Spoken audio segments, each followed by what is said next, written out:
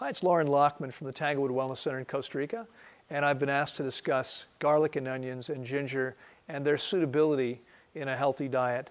I'll get right to the point and start by saying I don't think these are things that we should be consuming. And one of the reasons why, garlic has often been called a natural antibiotic. And this is true because what antibiotics do is they kill bacteria, and garlic will kill bacteria. Now, many people think that's a great thing, isn't it?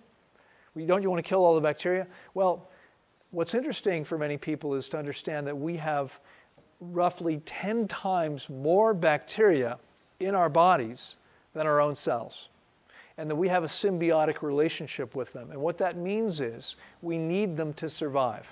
Okay? They do things for us, and we do things for them. What do we do for them? We give them room and board. Okay? They have a place to live in the body, and they're feeding on our dead and dying tissue. That's a good thing because we have to get rid of that dead and dying tissue somehow, and they do that for us. Without them, we would have a very hard time surviving.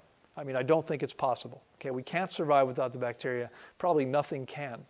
And when we consume antibiotics, whether they're in pill form, prescribed by a doctor and made by some pharmaceutical company, or they're made in nature, if we're using antibiotics, we are destroying our own immune system.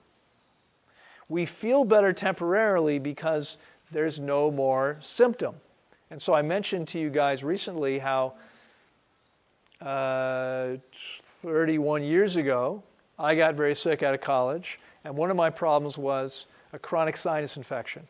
And over the course of 3 years, I was prescribed antibiotics 9 or 10 times over the course of 3 years. I would take them.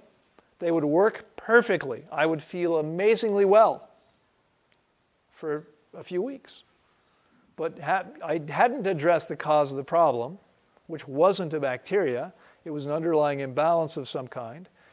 The bacteria, in the meantime, had weakened my immune system, so the infection came back each time stronger than before.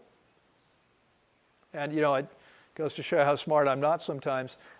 It took me like 9 or 10 episodes of this. I thought, maybe this isn't such a good idea. Maybe I'm not going to do this anymore. Right? This stuff is making me sicker, not healthier.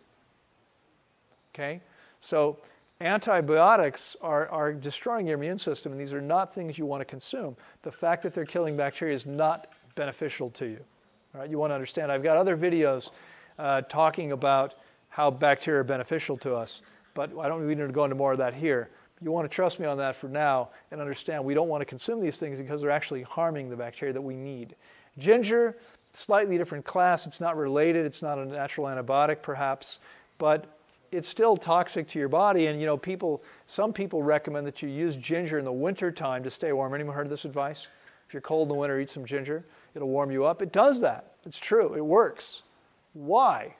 Why does it warm you up? Because your body says, this is nasty stuff that I want out as quickly as possible, and so it speeds up your circulation to eliminate it more quickly. Okay? Why don't you put on a sweater if you're cold? Okay? Get some heavier socks, get in bed under some blankets. I mean, these things, move to the tropics. These things make more sense than eating ginger to stay warm. Okay? It's a temporary effect, and it's only working at all because of its toxicity. So I would stay away from all three of those things. Any questions about any of those? Anybody? Nope. I hope that's been helpful for you. I'll see you next time.